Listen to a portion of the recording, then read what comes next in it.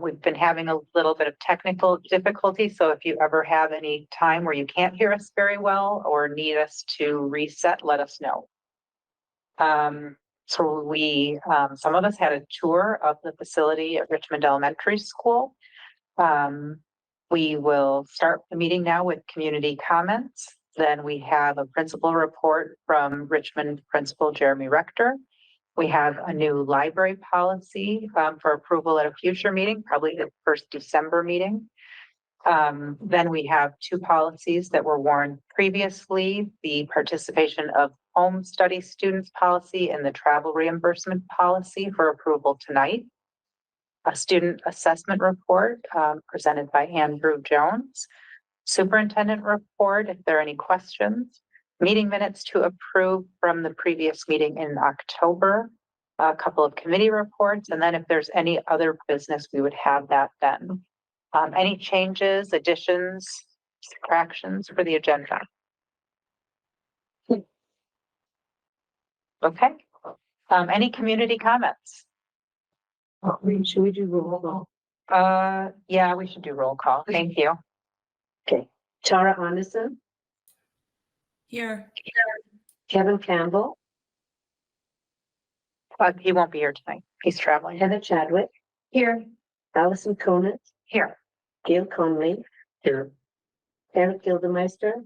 Here. Edie Greening. Here. Diane Kirsten Glitman. I think she. Susan Lillich. Here. Ethan Mara. Here. Stuart Morajo. Katie Nelson.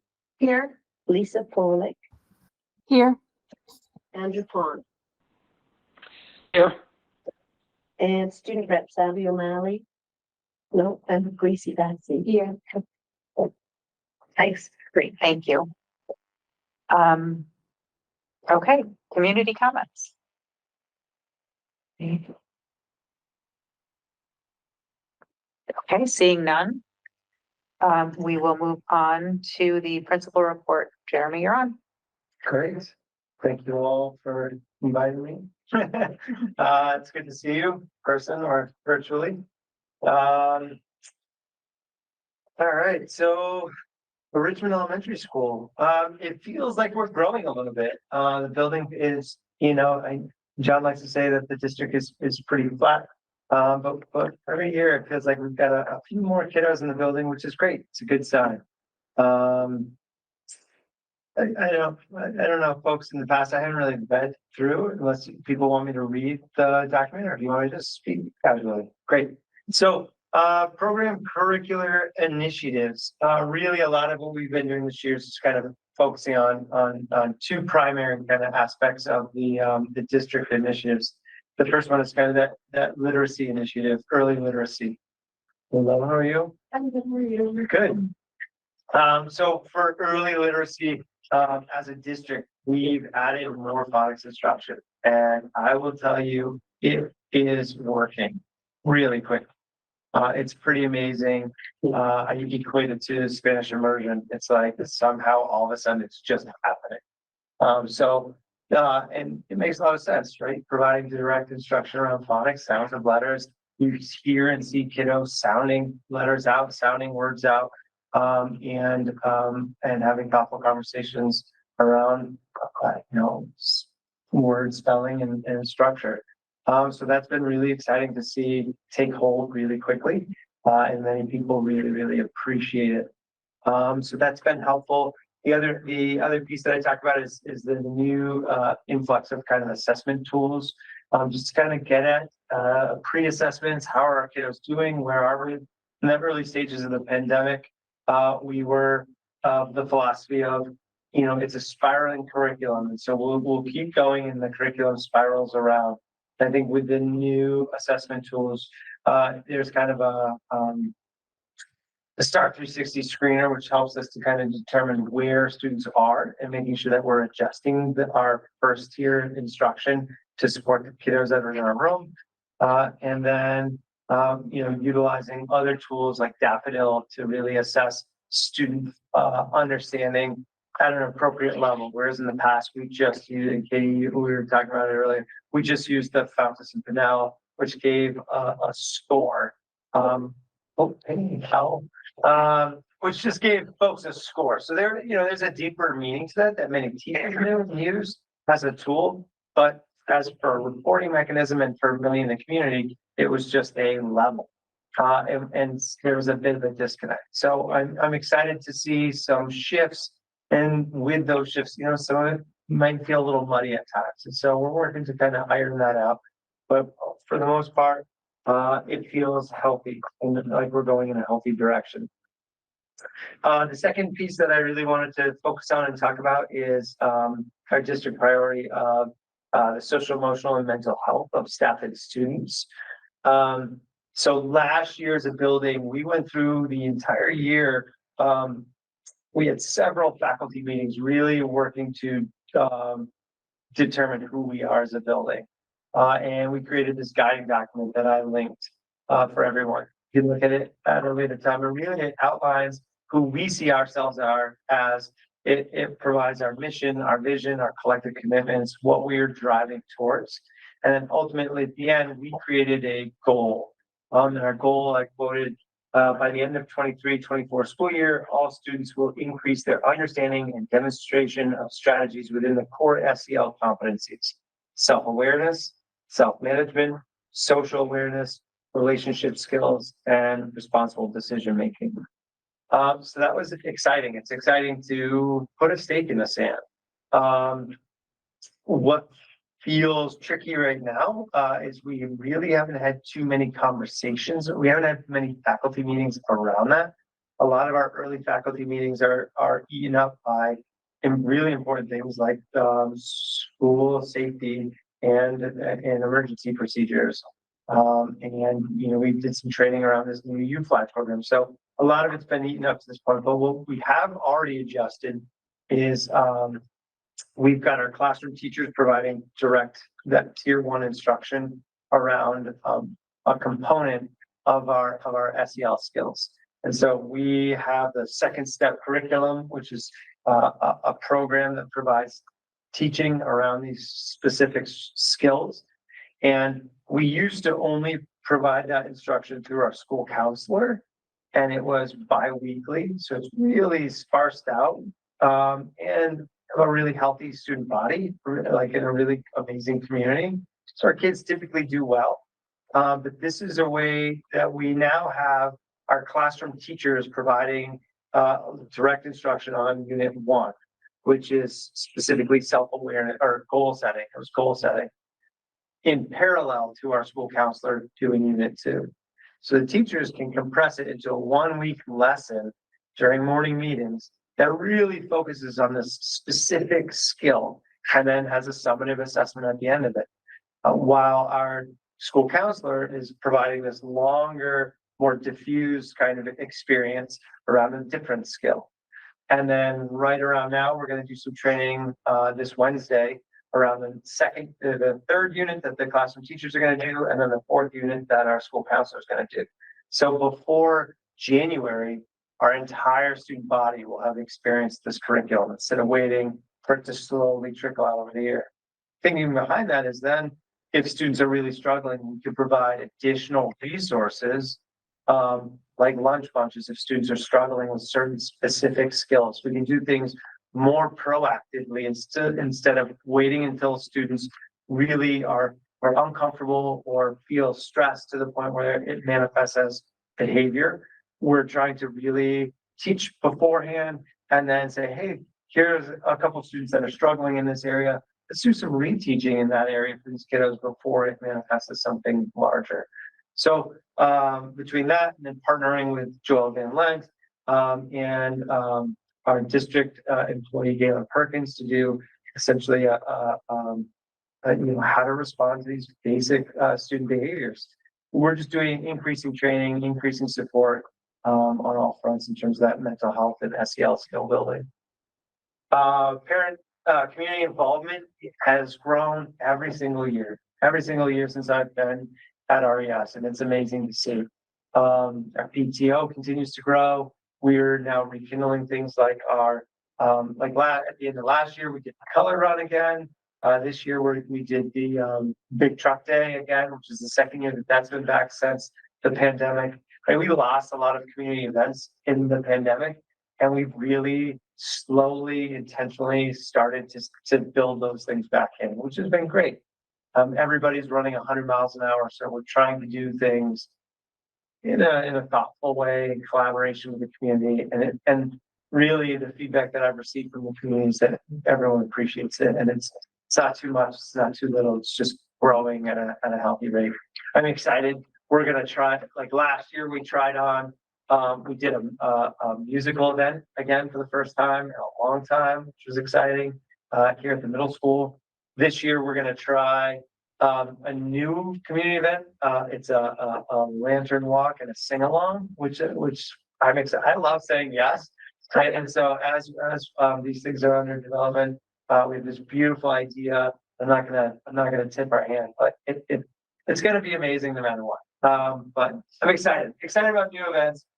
We've got all school morning meetings happening again, where all the kids are coming in. We're not doing it as frequently as we did pre-pandemic, but I think it was just last month or not long ago, we had a taiko drummer representative come in that's been partnering with Mr. G and his after school program. So I don't know, 25, 30 kiddos did a drumming presentation for the whole school. It's beautiful to see, and it's beautiful to see these things coming back.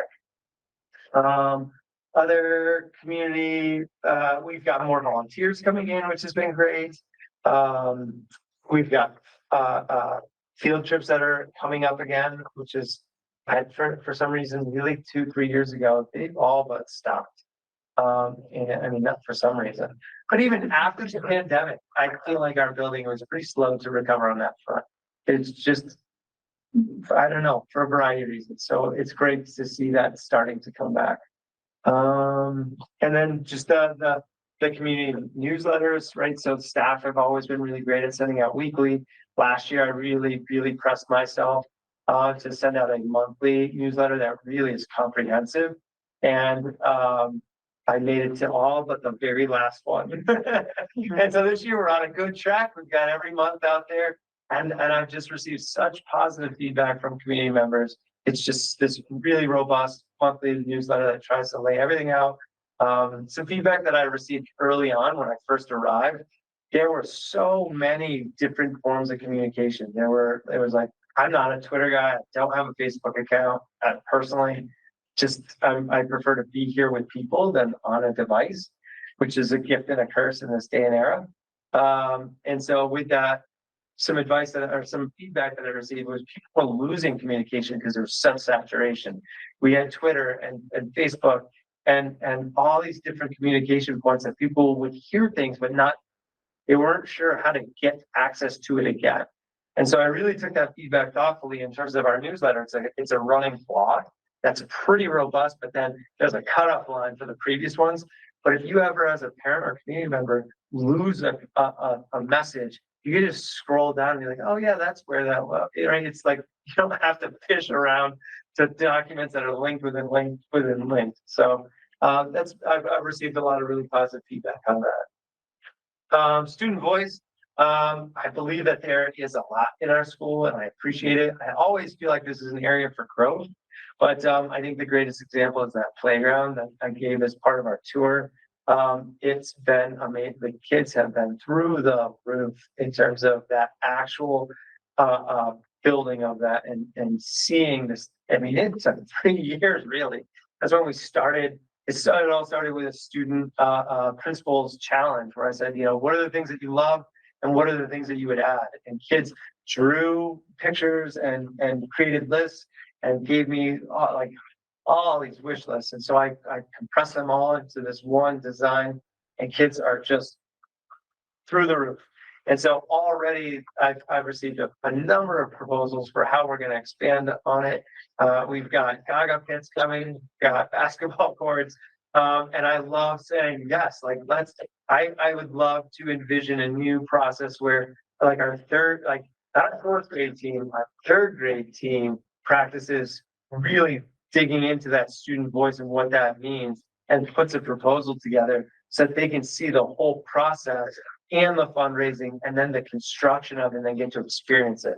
That's kind of not a letdown, but I talked to the 5th and 6th graders as they walked by, and they were some of the original designers of this. They were just like, "Oh my gosh, this thing is beautiful," and well, we never got to experience it. And I was like, "You can come by anytime." So we encourage people to come up and the community to use it. And I'd love to start a routine where it happens a little earlier, and we honor like a 3rd grade class, and they get to add something each year, so that they get to experience it in their 4th grade year and then move on. So that's just something for the future. In terms of equity inclusion, I really firmly believe that we as a staff recognize and work towards equity and inclusion on all fronts. I think the playground is a beautiful example. In the original design, it looked a little different, and we exchanged quite a bit of features for $30,000 of ramping. What I was just sharing earlier was to get 10 feet of ramping, which gets you 1 foot of elevation. It is $10,000, which is a lot of money. But I really dug my heels in and said it's critical, and didn't want to move forward with the other design and really kind of sacrifice some features on one hand. But I think the sacrifice was, I don't even think it's fair to call it a sacrifice. It was an important aspect, was this ramping. And we've already seen it pay dividends in terms of student smiles. And Big Truck Day, we would, random folks from all over, from a variety of communities coming in, some with mobility issues, some toddlers that could get on the play structure. So that was beautiful to see. And again, anybody in our building has access. So that's amazing. I talked about we've got a 3rd grade piloting a math program that really focuses on collaboration, communication, and deep thinking, which is, kind of shifts the focus from literacy as a primary focus, which is helpful. Like all kids having access to this math, or, it allows for different modalities instead of just a literacy-based math program. It's just a pilot, but it's exciting to see when our students are really taking off with it. Our libraries, I love taking people into our library. Our library is a beautiful space, and you can really see as you walk around multiple representations and really visible access. I love our librarians just changed a whole section of all the picture books now are labeled not by the Dewey Decimal, but by the subject matter. So it's like cats. This is a cat spin, and here's the truck spin, and here's the play. I don't know, sunny day. It's pretty wild. You just go through and you see pictures, and you're like, oh yeah, this whole bin is just all about sunny days. That's amazing. So just really fun. It's really student centered, and really like presses to equity and access. And then again, each of our classroom libraries, we spend a lot of money on our classroom libraries. I love to, at the previous building that I was in, the principal, when I was the assistant principal, she had a rolling grant essentially that was a large sum of money. And I mean, $500 doesn't get you a lot of books for a classroom library. It's pretty shocking. And she used to go around with multiple thousands of dollars and say, this year it is the 1st grade team's gift. And they would get to spend all of that money to revamp their libraries. The next year, be 2nd grade. So it's this predictable way for the concept of always culling your libraries, always expanding your libraries. And we haven't gotten there quite yet, because typically we've been kind of because students have been somewhat behind in terms of as a result of the pandemic. Every classroom has needed $500 of books every year. And so I've been saying, yes, that's important that you're getting readers that are at the level of the kiddos that are in your space. And I'm looking and hoping as this transition bubble kind of passes and our students are earlier readers and stronger readers, that we'll be able to kind of get into this model where there's a large lump sum of for each grade level. But that's, again, I love to think in the future to some degree. But yeah, we're, all things considered, we're doing great. I don't know. Any questions for Jeremy?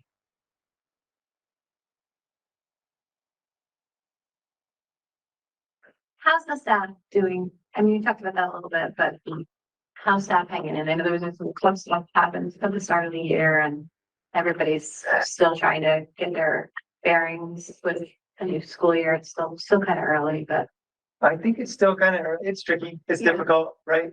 Last year, my opening line to this meeting was, this is my first year. I'd say this is my, I don't even know how to phrase that, this is my first, second year, right? Like, all right, I'm in year 2, right? This feels like more of a continuation on last year. The issues and the successes feel more similar to last year, whereas in the past, it was each year was a new mystery box of, all right, what are we gonna do this year? And so within that, the volunteers and the piece in the community that's kind of missing that really hurts is the subbing, right? I think that is stressful to schools in general, and RES is one of them, where for example, just the other day, there were 15 staff members out of, I don't know, 60 professional staff. That's a quarter of our staff. And when you're not feeling well, when you're sick, right, we're encouraging people to be out, whereas in the past, pre-pandemic, people would go in with mild colds and sniffles, and right, so there's added people that are out. And then, the state of Vermont has a lower unemployment. There's just fewer subs. There's a smaller sub pool. And so there's a lot more internal shuffling, which just means that there's a lot more internal positions that realistically aren't filled. And that just adds stress, right? And so I think that is a stressor. I think that there's a lot of things that are exciting people. And then there's some of the things that were stressful last year that still feel stressful. So now it's like, this is a thing. And then if we don't have, let's start to address those things. I think that's where people get help and people say, okay, I can deal with this. I think that's kind of where we're at in terms of the precipice of stuff. I love that our goal is student mental health and well-being, students and staff. But we haven't really had a faculty meeting about that. And then, that's concerning. And that's on the horizon, and that's what we need to focus on. And I would be honest, I would predict that that's going to be our goal for the next year or two. Right? I think it's an important one. I think we've got a lot that we're checking. We're asking questions around PBIS. RES has been PBIS ride or die for a while, over a decade. I think that there's some articles that are coming to light around like, hey, is this really best practice? But also, I think people are saying, I think it's PBIS and, right? It's not to, again, throw everything out. It's like, where does responsive classroom fit in? And how do we rekindle that? Where does restorative practices in that language fit in? And how do all of these things fit? And I think it's gonna garner an era of reflection for RES in terms of what is mental health mean for staff and students, and how are we authentically supporting people instead of just saying, yeah, everything's great. Before you move on, can you do the acronym for folks watching? Yeah, PBIS is Positive Behavior Intervention System. Responsive Classroom. The acronym is RC. Yeah. Thanks. So I think everybody is okay. I feel like everybody seems, not everybody. I think it's hard to tell. I think it kind of goes through different ways. yeah. Yeah. That substitute thing is a challenge. I don't know that doesn't seem like there's any end in sight to just labor shortages. Yeah. And I believe it was you that had asked. I know that John John is always, and Andrew, like very, very supportive, always asking, hey, what do we need? What can we do? And John had asked, I think it was the end of last year, early this year, what can we do? And I said, not tongue in cheek, but, exasperatedly, like, fix the Howard Center. Mhm. And like, there are community resources that schools relied on that don't really work anymore. Share like all of those tier 3 and beyond resources that supported students who are really struggling.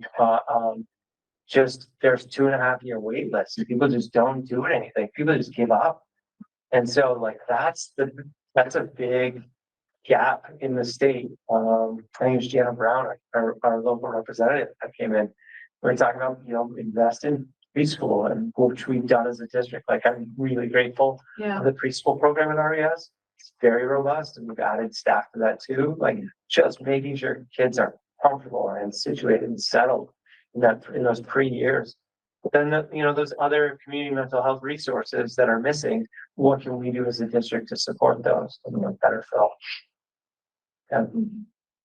Yeah, it's definitely getting worse, not better. I'm a psychologist and Just the loads, Yeah. like lists are long. yeah, and when whole agencies like Centerpoint close with 2 months of notice, it's just impossible we just don't have the infrastructure. Manpower and the We don't infrastructure. have the bandwidth, as, individual clinicians or practices, but we just don't have the infrastructure, unfortunately, and, in the whole state to support.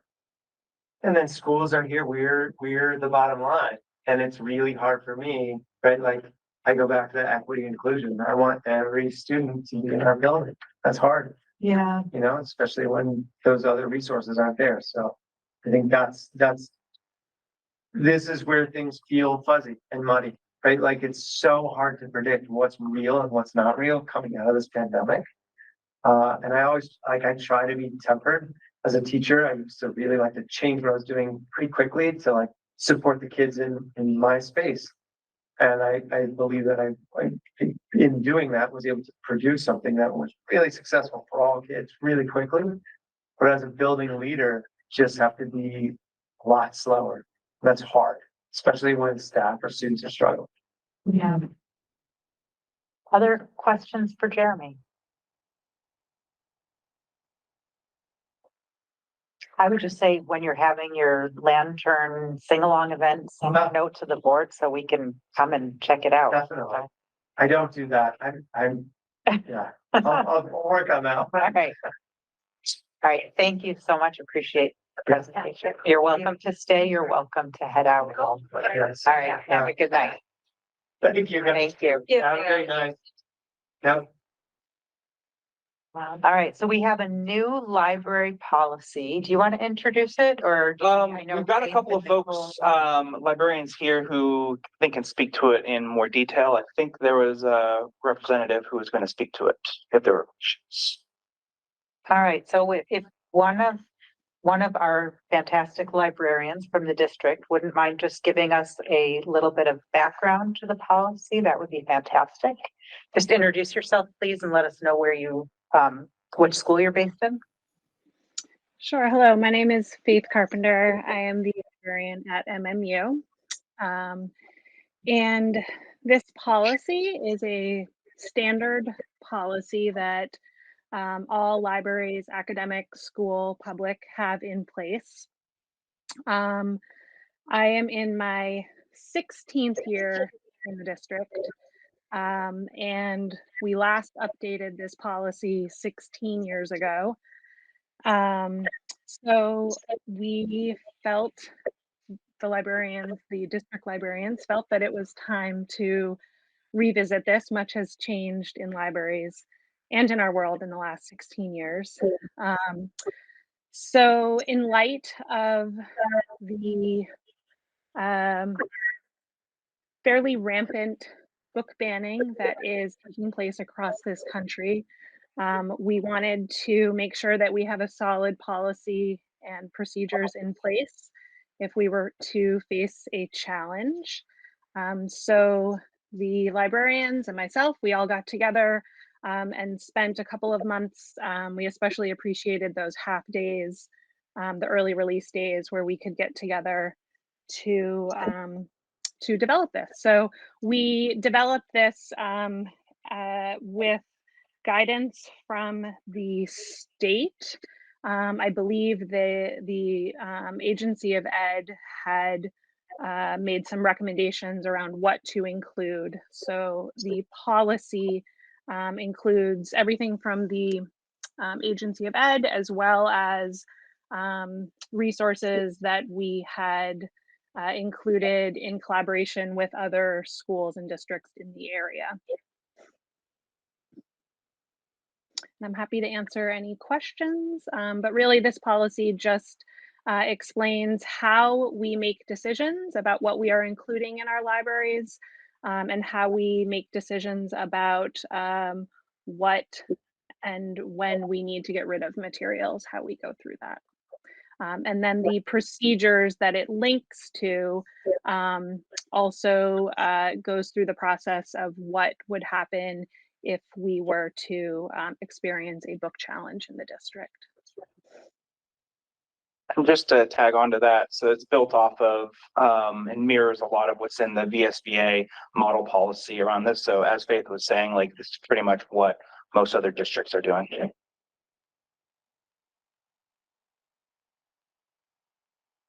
Questions? So I have questions, but were you going to say something? Oh, I was just gonna echo what Faith said, that, you know, we've been fortunate that we haven't encountered many, you know, challenges around this, but I think it's really important that we have this on for future possible challenges, given just, you know, the world that we live in currently.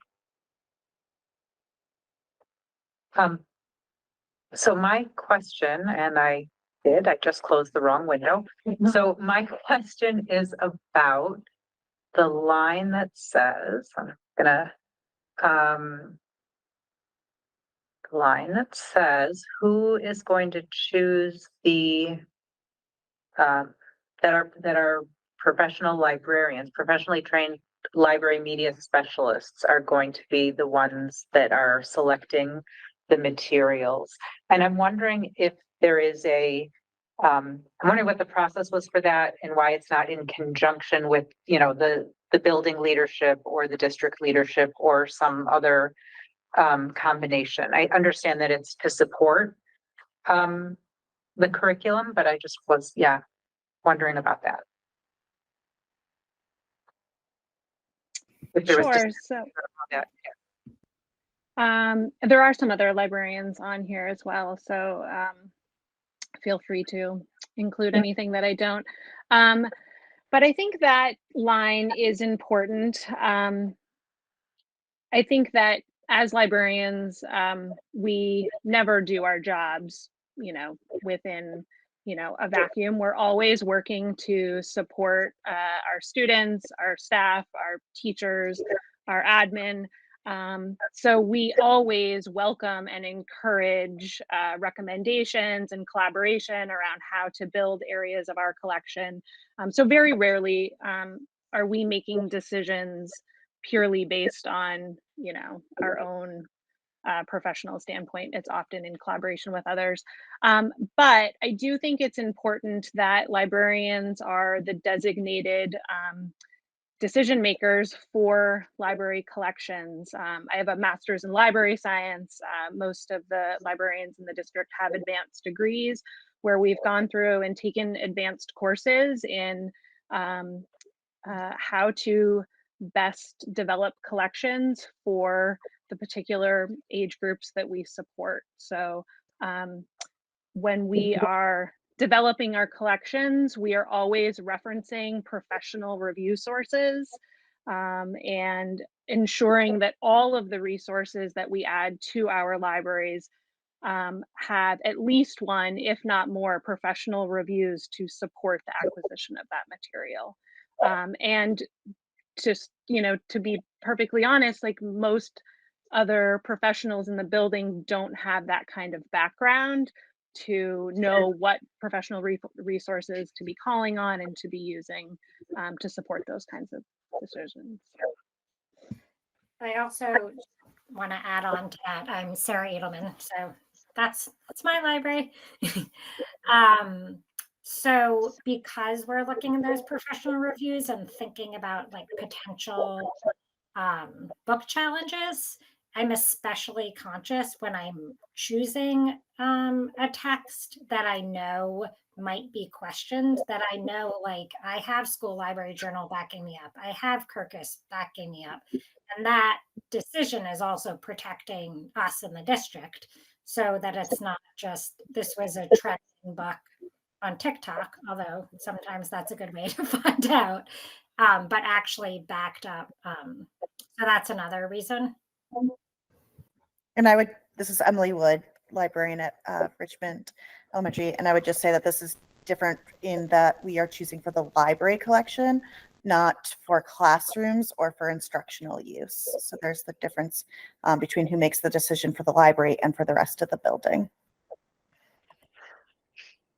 Should we put like that kind of like disclaimer in, like this is for like library collections only, not classroom resources? It's in there. Okay, perfect. Yep.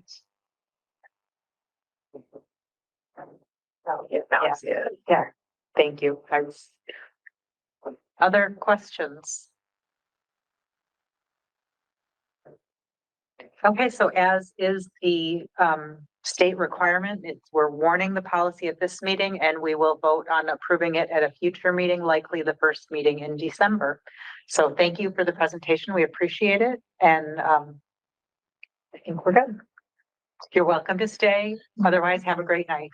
So, Thank you. thank you. Okay, next on our agenda is to approve the participation of home study student policy and travel reimbursement policy. Before we have any discussion, are we comfortable moving these together or do we need to separate them?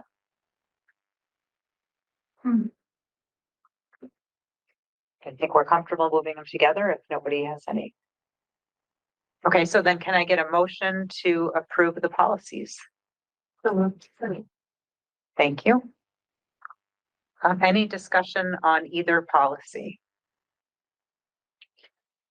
Yes, Tara. Thanks, Edie. Kevin had made some suggestions for edits on the travel and reimbursement policy, and I'm wondering if those were made. Because this doesn't highlight if anything was changed. I remember the conversation and it was in the procedure, I believe, but there was discussion as to whether it should be changed here.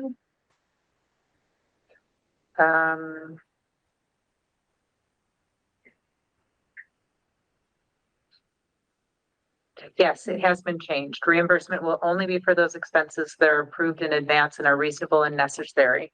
So yeah, the changes were made here. Good catch.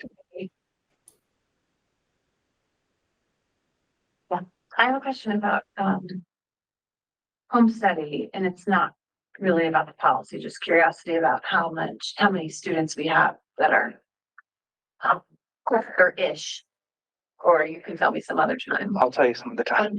All right, Andrew's making me go. Not really material to the policy anyway. Okay, are we ready to vote? So voting to approve both policies together, all in favor, give me a thumb or an eye. Aye. Aye. Great. Any opposed? Any abstentions? Okay, they approve unanimously. Thank you, everybody. Moving on to the student assessment report. Andrew. Are you finished making your notes? Yeah, I should be able to find that out. Probably tomorrow. I'll get back to you. No rush, please. All right. I'm gonna have Jeff put this up here and it's been linked in there. So hopefully you've had a chance to look at it. As I'll go through some of the slides. I won't spend too much time on them. But just to kind of give an overview, the focus of my presentation tonight is on what's called the VCAP scores, which are is the new state assessment. And so I wanted to spend some time focusing specifically on this, given that it's new and we haven't really seen any of the scores before. I wanted to give some context to it. And we're going to be sending out individual score reports soon. And so I thought it was important that members of the board had kind of a general understanding of, you know, this test, the background, et cetera, before these scores go out to families in the district. So next one, just a couple of things. So this is the first year of doing what's called the VCAP, so the Vermont Comprehensive Assessment Program, and it replaces what was called the SBAC, the Smarter Balance Assessment Consortium tests. And so We also had I forget the exact name, but there's also the Vermont Science Assessment as well in conjunction with the SBAC. Now everything is within the VCAP, which was put together by a company called Cognia. And they were actually, I think, the same company that had made the kneecap tests from ways back. That's what we did when I was in the classroom. And so there's a variety of reasons of why they did this, but one of the reasons is they wanted something that they wanted to go with a local company. So Cognia really creates these tests for school districts or states in the New England area. And they try to emphasize, even though there is a lot of, multiple choice questions, there are more kind of in-depth questions as well, which was one of the things that I actually liked about the kneecap. Again, this is the first year that we're doing it. And so there's going to be some caveats that I talk about here in a moment. Scores are going to be sent home, I think, this week for high school, and then in early December for elementary and middle schools. And so that form that you see there, which I don't expect anyone to be able to read, that document, which is made by the state, will be going home with all of the individual student reports. And that document there is meant to help families to kind of unpack and understand all the data that they're going to get, because it is a little overwhelming. And they also use kind of a unique scale range of 1,500 to 2,000, where 1,500 is the lowest, 2,000 is the highest. So it probably will take some kind of sleuthing to make sense of these. What I will do tonight is kind of break down some of the big takeaways. First, some caveats. So I don't know how many years we've been doing SBAC, but it's been a number of years. I think I want to say like 2013, 2014 is when they started that.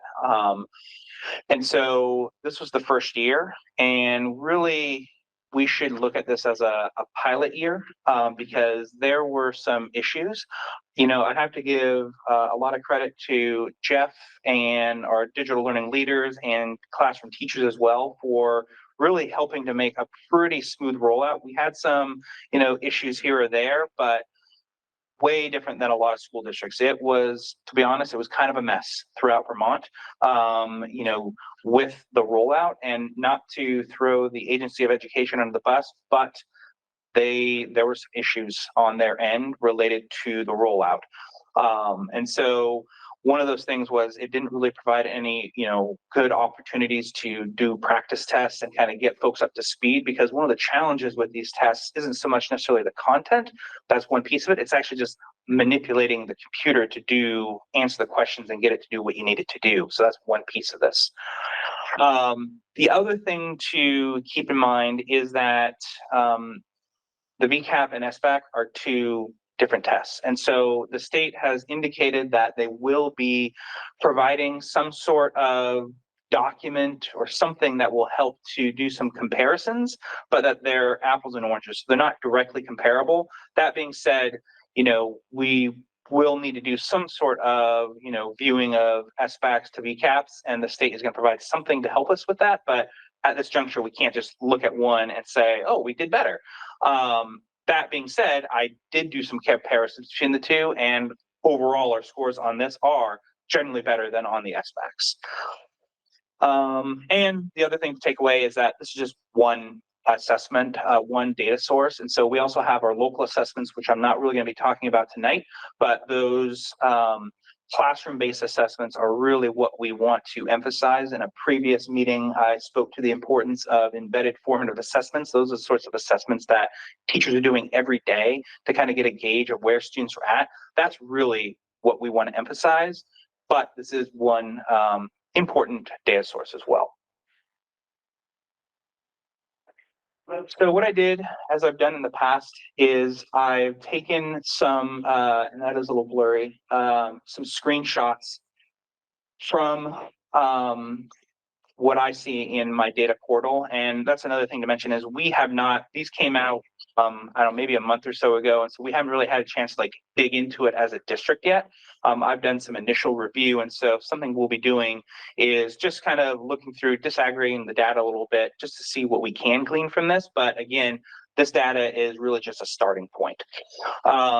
And so I took some snapshots of different grade levels. This is for third grade ELA. And so I also did a comparison between us and the state, because I think that's a good proxy to kind of compare ourselves against. And then the other thing, just as a reminder with the SBAC scores, is generally, you know, our district was usually in the 40 to 60 range. And I'd say in the state as a whole is usually in the 30 to 40 range as far as like proficiency numbers. Just so when you see 56 and you don't have like a shock, I mean, it does look low, but comparatively, as you can see to the state, we're you know, fairly far ahead. And that's going to be a common theme throughout each of these slides I go through. And so this one here, you can see 56% and above, 49 for the state. For mathematics, third grade, it was 52 proficient and above compared to 37% proficient at the state level. And then after I'm done, we can, if there's something you want to point out, I can go back to it. Fifth grade science, 69% proficient, 45% at the state level. Grade 6 ELA, 77% proficient compared to the 55% at the state level. So that's really high for these sorts of assessments, just to note. 78% proficient and above compared to 53% for grade 6 mathematics. For grade 8 science, 66% proficient for our district and 40% proficient and above. And so our science scores are very high compared to the district, or compared to the state at multiple grade levels. Do you want questions in the middle, or do you want questions? I'll take questions at the end. I'll run through the data snapshots and then stop and take some questions on those. Grade 9 ELA, 57% proficient for our district, 43% for the state. Grade 9 math was probably the lower ones that I found, was 43% for the district, 33% for the state. Grade 11 science was 60% proficient and above and 45% for the state. And so again, I wouldn't read too deeply into any of those scores. They're, again, one kind of data point for us to use. Again, something that we haven't done yet, but we'll start to do is to start looking into that data and disaggregating it. So that's one of the nice features of both the VCAP and the SBAC is you can go in and put in different filters to kind of see, all right, how are students who are on IEPs doing? How are students, in a lower SES, status doing? Different things, so we can kind of parse out like where might we focus our attention. But again, we need to dig into that. And so before I move on to the other pieces, is there anything that jumped out at folks that you want me to try to answer related to any of these data points? I just have a question, and maybe you said this earlier, but so I know that you can't compare the two best tests are apples to oranges. Yeah. The rate, like our ratio from our district to the state, is a similar ratio Yes. to the past test? Mhm. So like we can tell that we're staying Yes. what level? Absolutely. So it is very comparable. Usually we're about that kind of 10 to 15% gap ahead of the state. I haven't gone through every single one to see like what the potential trend lines are. Even though the state said don't compare them, I'm still probably going to do that just so I can see, because I'm curious. And then, the other thing, and this is something I mentioned, I believe last year, that is important to note is that even though we did see some dips from the pandemic, it was far less acute than what we saw statewide and in some other districts. We remained fairly flat across most of the metrics. Tara. Thanks. And Andrew, remind me, these are designed to test what the teacher is teaching the student, or at least the SBACs, where it wasn't the student's ability to like memorize or do something, but it was to make sure that the content the teacher was teaching, right?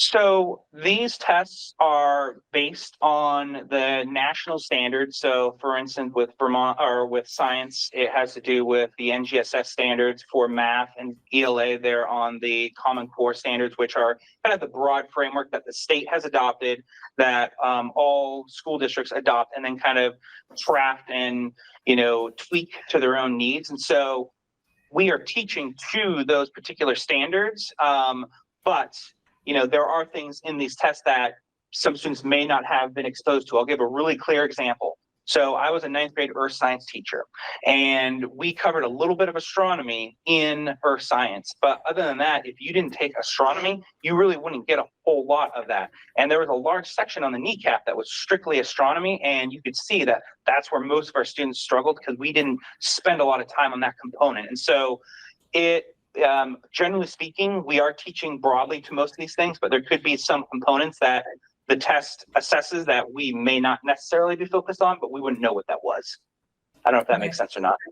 It sort of does, right? Because I've had classroom teachers tell me, like, it's not about how my kid's performing, it's about how they're teaching my kid and if they're covering all the content that they need to be covering to then be assessed in these. Yeah, I mean, generally, yeah. And as I said, I think one of the caveats for these scores is how well the students were familiar with the program itself. For instance, when I took the GREs, however, like 10, 15 years ago, part of it was just navigating the actual computer system. And so that was one of the challenges with this. How much that impacted it, I couldn't tell you. Yeah. And then what steps can we take to get rid of standardized testing altogether? Well, Sorry. yeah, that's a federal problem. I see. Because I don't know if I mentioned it, but back in 2020, when I was the president of the Vermont Curriculum Leaders Association, I pressed the state extremely hard to not do testing at all that year. And they still did it the following year. I forget what they did in 2020. I don't think they did it that year, but I didn't want them doing it in 2021. And they still did it because it was a federal requirement. Yeah. Thanks, Andrew. So keep trying. Andrew? Hi, thank you. Andrew, I appreciate all the data, and I appreciate all the context around it in terms of the probably over-testing and being new and so forth. But I'm just wondering if you could help me articulate why, as a board, we should be comfortable with scores that on the surface seem to be abysmally low. 41% just feels like a horrible. I hope you can help me get my head around that. Yep. No, I got it. Yeah, like I was saying before, that is with these, standardized assessments, these state assessments, that is pretty much par for the course. And so even, if you look at most school districts, I mean, first off, we are far above pretty much every school district in the state. But, a lot of them are actually very abysmal, like in the 20s and 30s across the board, if not lower. I can't give you like a extremely articulate response to the exact reasoning behind it, except to say that the tests are made to be very rigorous, and that nobody usually scores very high upon them. So for instance, like the NAEP, which is the national test that all schools at some point kind of take part in, and that's the one that is used to kind of see how the entire nation is doing. Usually the national average barely gets around 50% proficient. And so I think it's the nature of the tests. That's not to say we shouldn't necessarily be alarmed and ignore it, but also at the same time to understand that that is the norm.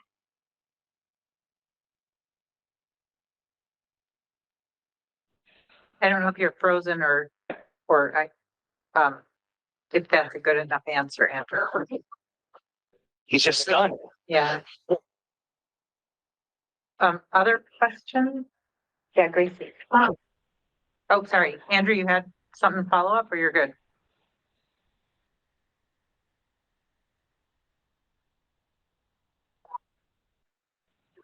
If you can, yeah, if you can hear me, I just wonder, Andrew, if you could help me understand at a board, and I don't mean this to sound critical, but how can we be comfortable that we're being successful? How can we really gauge, you know, how we're doing as a district? I mean, I realize in comparison we're doing better, but you know, I want to know how successful our students are going to be, and I don't know how to get my head around it. Yeah, well, you know, as I was saying, this is one data point. And so, you know, something that we do at the local level is look at our screener data that Jeremy was talking about. So we're using what's called the STAR 360 reading and math screeners, which kind of gives us a sense of like where students are at when they're coming into our classrooms to kind of gauge like what we need to do moving forward, so we have a sense of where they're at. We also have our classroom formative assessments, our classroom summative assessments. So things such as end of unit assessments, F&P, Daffodil, that Jeremy was mentioning. And so for me, those are more important gauges of where our students are at. And ultimately, which is going to be the next thing that I get to, is, you know, what are we seeing when students kind of conclude their time in our district at the high school? Are they meeting their proficiency-based graduation requirements? What are our graduation rates, and how are they doing on the SATs, which I'll get to in a minute?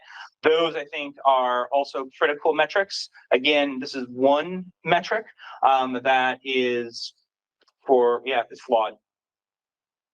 And I don't, if you don't mind, I have the other thing is, I hope we will never be teaching to this test. So there will always be pieces of things that we will not be teaching specific, because that's not part of our curriculum. And I can assure you of that. So we can't use this to say that we're doing well or not well. We can use this to gauge how we're doing statewide, right? So I think looking at this piece of data is important in that, right? Like, how are we doing in relation to the rest of the state, but not how we're doing in educating our students.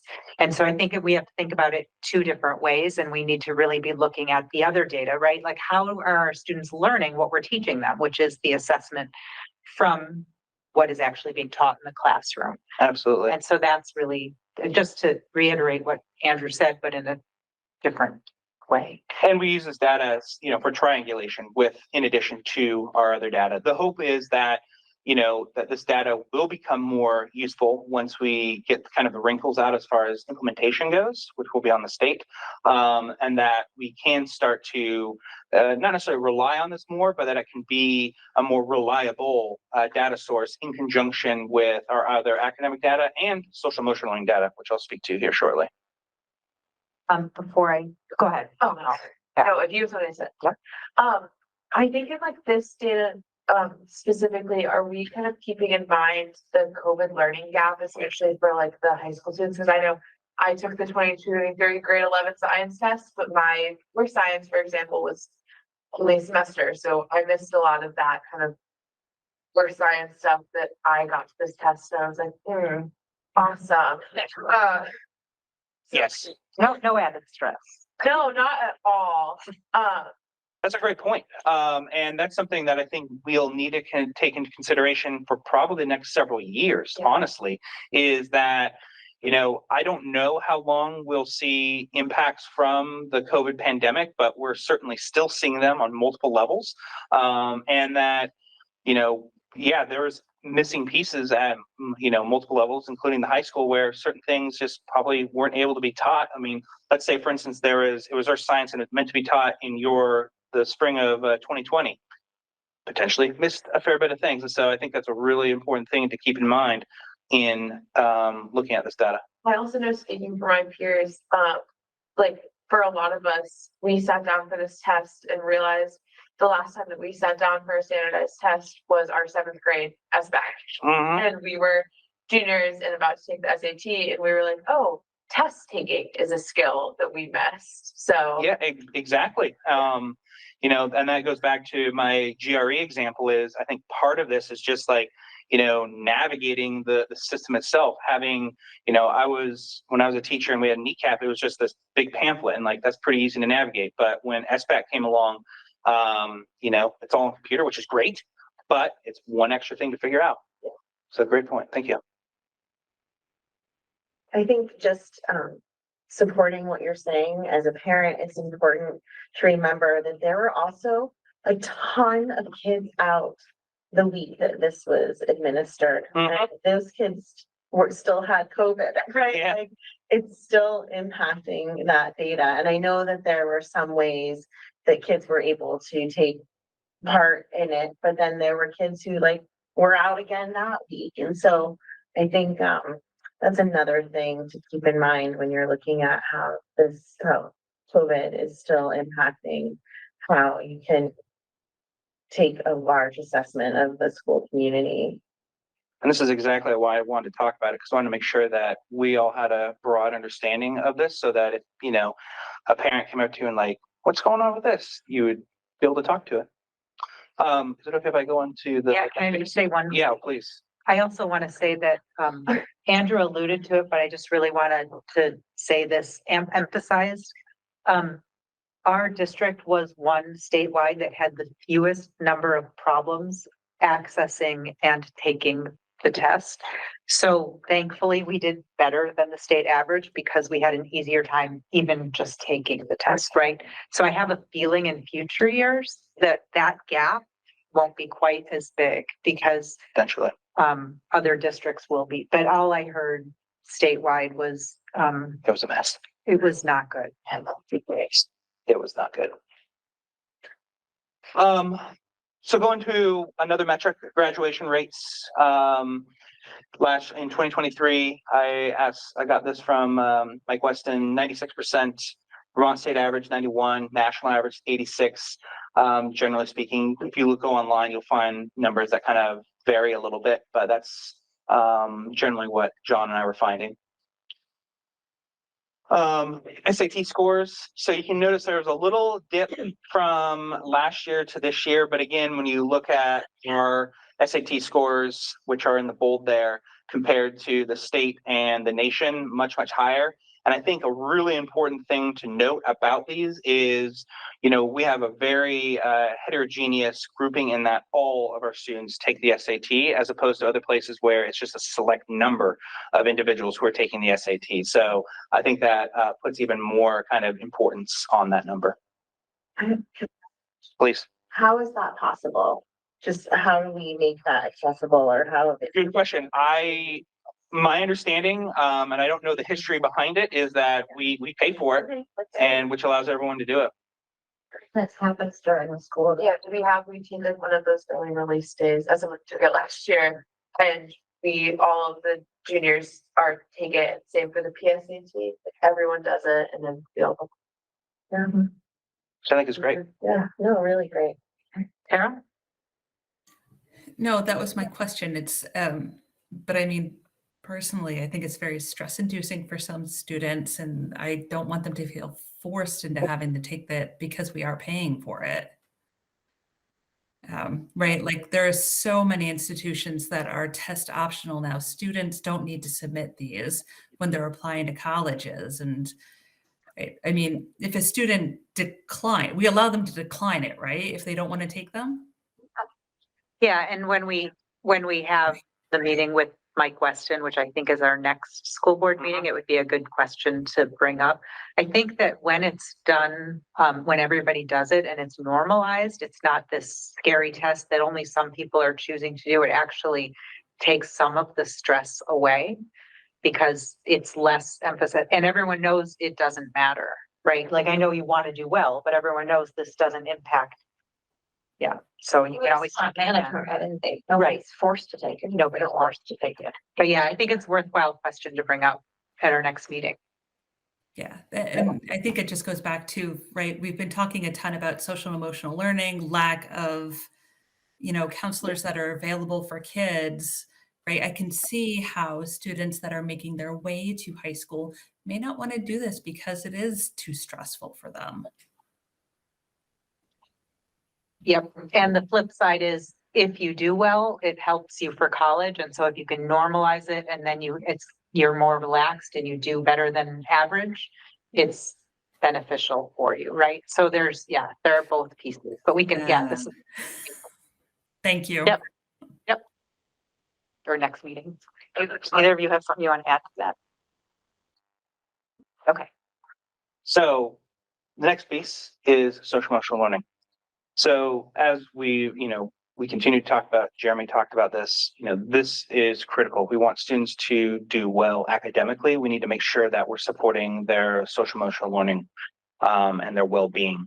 And so as John has spoken about in the past, one of our ongoing district priorities relates to both student and staff social emotional learning and well-being. And so this continues to be something that we focus on. So this year, I created a team that's co-led by Galen Perkins and Jen Cote to work with all the guidance counselors to kind of firm up our K-8 SEL curriculum. So we do have curriculum throughout the district, and it is fairly aligned. And so the work that they're doing this year is just making sure that we have very clear standards, we have a very clear scope and sequence, and that we know who's teaching what when. And that is generally working pretty well in most schools, but it just needs a little kind of tightening up. And so that's what that group is going to be focused on. And yeah, at least what I've seen in most schools, it's guidance counselors, at least at the elementary level, who are leading a lot of this stuff, who then they will do a lesson, and then the teacher will then kind of embed that, whatever they did, in the rest of the week, so that they can kind of carry that kind of theme or topic forward. A component of this is student belonging. And so we adopted this program called Panorama, which is becoming our data warehouse. But one of the tools that it comes with is a very robust survey tool that focuses specifically on social emotional learning. And so the first survey that we're going to provide out relates to student belonging, which is kind of like the baseline to make sure that we're supporting students. And then the goal after that is to start building and using these surveys to look at other elements of social emotional well-being, both for students, but also for staff as well. And that will be a tool that principals can use, and we can start building out our database on that piece. And so in, upcoming meetings, I can be kind of talking about actual data related to social emotional learning. And then another component of that I could talk about a lot, but I'll just kind of give a little bit, is our pre-K classrooms have been doing a lot of what they're calling nature-based learning for a while. That is kind of a little bit of play-based learning, a little bit of outdoor learning. And I've actually spent a fair bit of time with some of the pre-K teachers, particularly at Brewster Pierce and at Richmond, just kind of seeing what they're doing.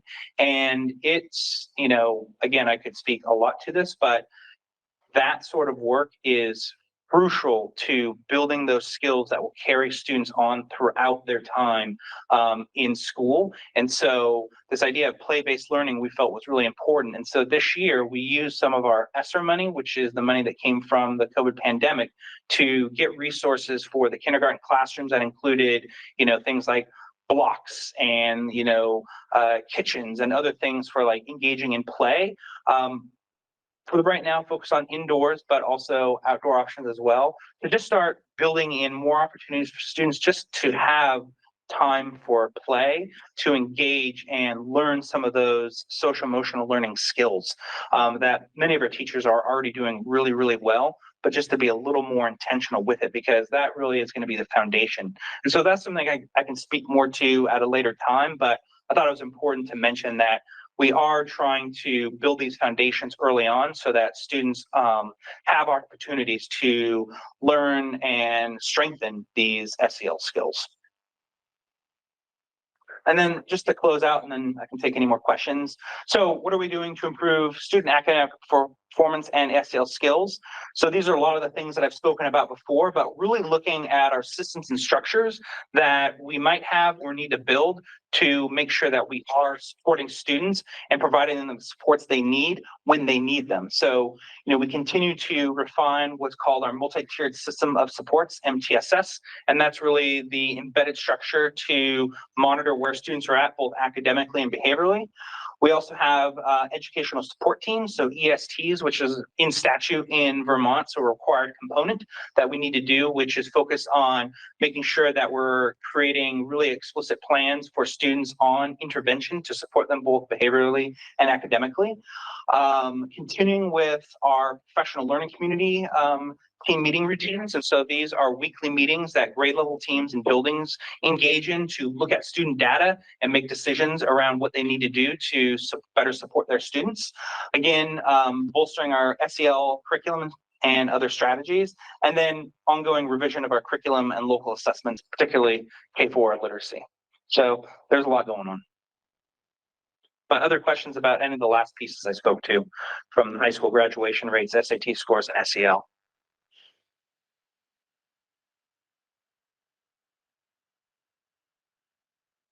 Questions on anything assessment related? Okay, Thank you. thank you very much. And is the superintendent report something you put together or something? There was something John put together. I could probably answer some questions. All right, so moving to our next agenda item, which is the superintendent report. Anybody have any questions or anything that you wanted to highlight?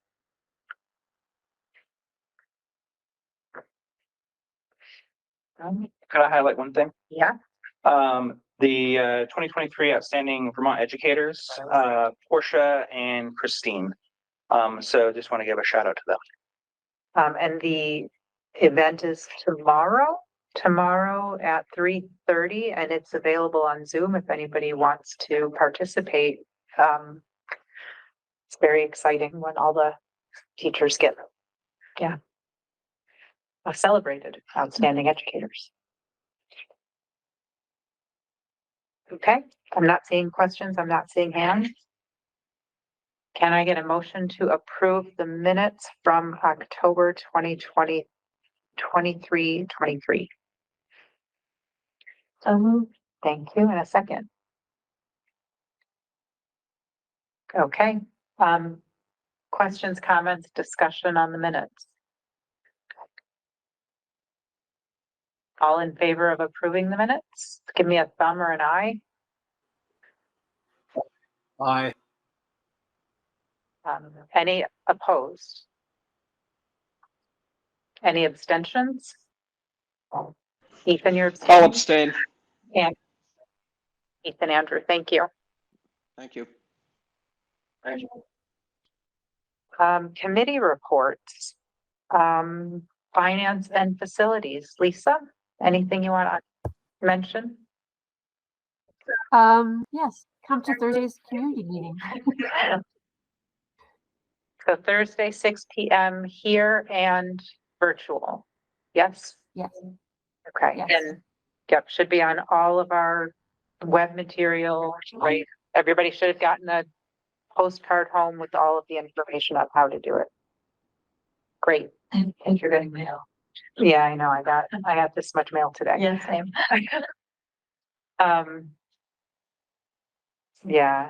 Community engagement and communication. Okay.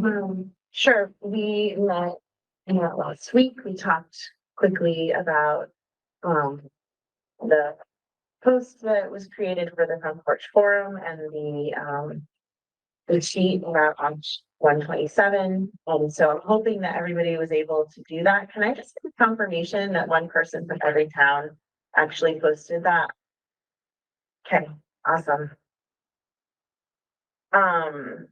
And then something that came up was just kind of having a better understanding of I'm going to tie into the other business because it is actually in here. A better understanding of the state funding model and how town tax dollars work into the school budget. And so something that was in my email, maybe from Friday, maybe from today, is from the Vermont School Board Association, which is an Act 127, an update for school boards and superintendents webinar on the school funding model. So that could be helpful for us, and it is something that I think could be helpful for all of us to sort of get a better understanding of, and that's tomorrow from noon to 1:30. You don't have to register for that, but I'm going to personally try to make that so that I can understand better. If you can't make it, register for it anyway, then they send you the recording of it and you can watch it right away and you don't have to dig for it. So even if you can't attend, you should register. And we talked also about just be knowledgeable of what the state is starting to explore as far as school facility upgrades across the state and what that might look like as far as community engagement in the upcoming future. Great. DEIB, Tara. The committee is going to meet again on Friday morning, this Friday morning, the 17th, to discuss in the next board training on November 27th.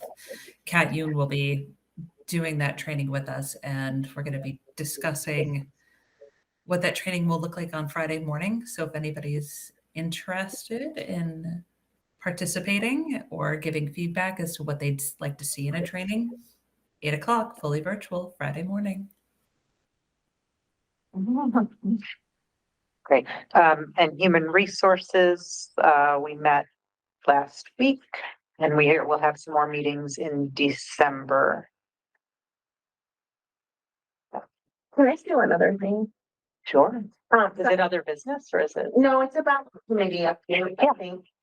Something that came up in our committee was just about how we can have better knowledge and understanding of when other committees are meeting. And so just making sure that You you look all at the bottom of the agenda? Hmm? Did you look at the bottom? No, I didn't get that far. Okay.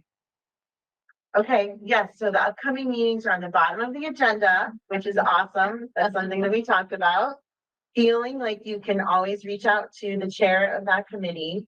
And then also knowing to check the website where meeting minutes, the recordings, and the upcoming meetings are also listed, and to share that with community members should they want to come. Great. Thank you. Thank you. Any other business?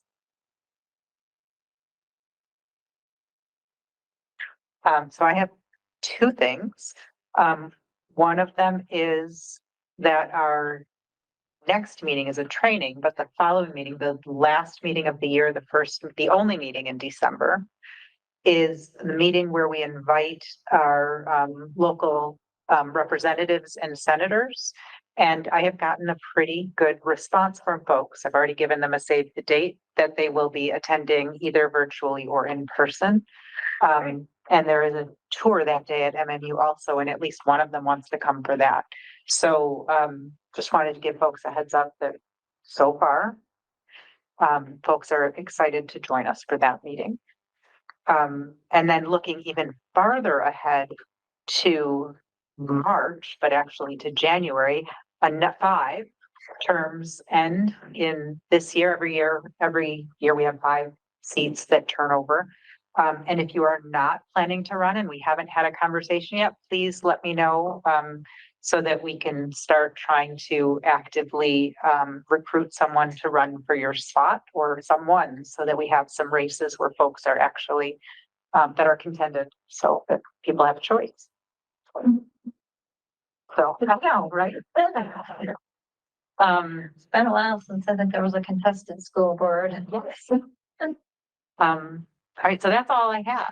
I have a quick question for Tara, on the training, the upcoming training. I think, I thought I remembered in maybe your last minutes that there might be some preparatory work for us to do prior to that training. And I mean, I know you're not meeting till Friday, but the date is getting close and there's a holiday week in the middle there, so I'm not sure if there's gonna be anything that we're gonna need to do as board members to be prepared for the training, but if so, it'd be good to know as soon as Friday possible. after we meet, Yeah, right? that would give us Well, a week. you know, Susan, I know I like to walk away with homework so I can like avoid family members during holiday times to say, oh, I got something to do. That usually works. It's just recorded. It's cool. They know it. I need a little time. But yeah, Susan, once we talk to Kat on Friday morning, because when we met with Kat on the 20th, she did mention some pre-work, and as we get more into the weeds with her on Friday morning, we'll have that information available and would be able to share it more widely. Great, thank you. Okay, last call, other business. Can I get a motion to adjourn? Thanks, Heather.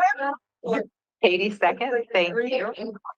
All right, thank you everyone for attending tonight. I appreciate everyone's healthy engagement. Have a very happy Thanksgiving if you celebrate, and enjoy the time off for those of you who are having time off from work and school. You can vote by leaving the meeting, and I will see you all in 2 weeks.